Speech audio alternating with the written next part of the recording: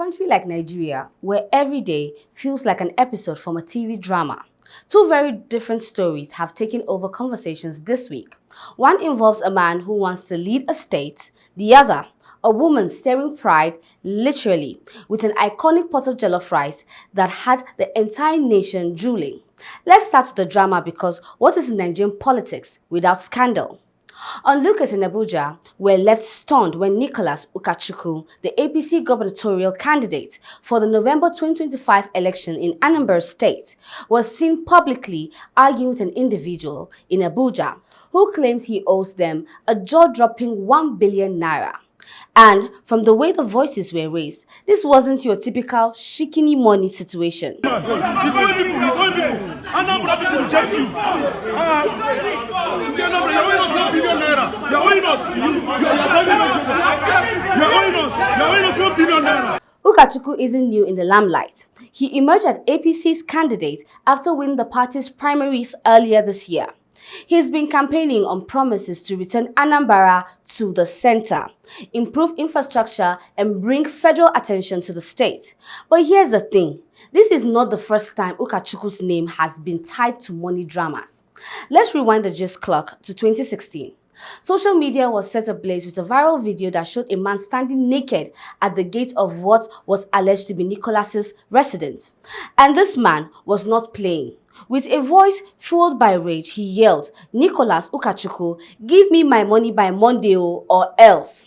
That video went viral for obvious reasons. A man so fed up that he tossed dignity aside and stripped his frustration down to bare essentials, all in a bid to retrieve his money. That is very deep, I must say. Now, in 2025, here we are again. Ukachukwu is not only in the news for unpaid debt, but he's now also knocking on the doors of Government House. And you have to wonder, how does someone allegedly neck deep in debt get to this point of political aspirations? If 1 billion naira can spark this level of chaos in private life, what happens if public funds enter the mix?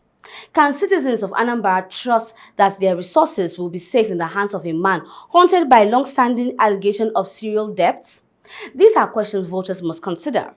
Not just suits and speeches, but the character and credibility of the man who wants to lead.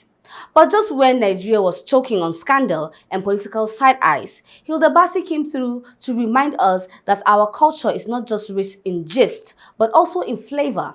Over the weekend, Hilda Baci broke the internet again, this time with a massive pot of jollof rice that looked like it could feed the entire African Union. Now, for those who might not know the legend that is Hilda Baci, let me take a quick culinary stroll down memory lane.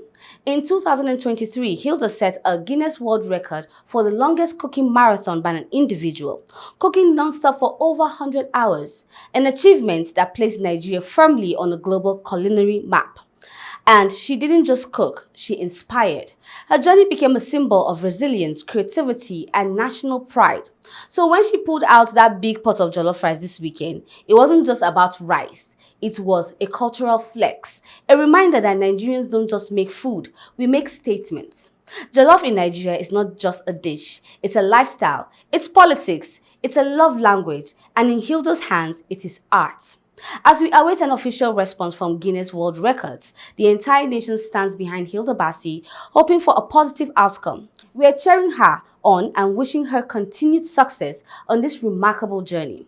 So, in a world where we are constantly choosing between chaos and celebration, one thing is clear.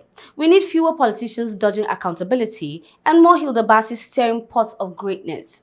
Because one feeds us nonsense and the other feeds us hope.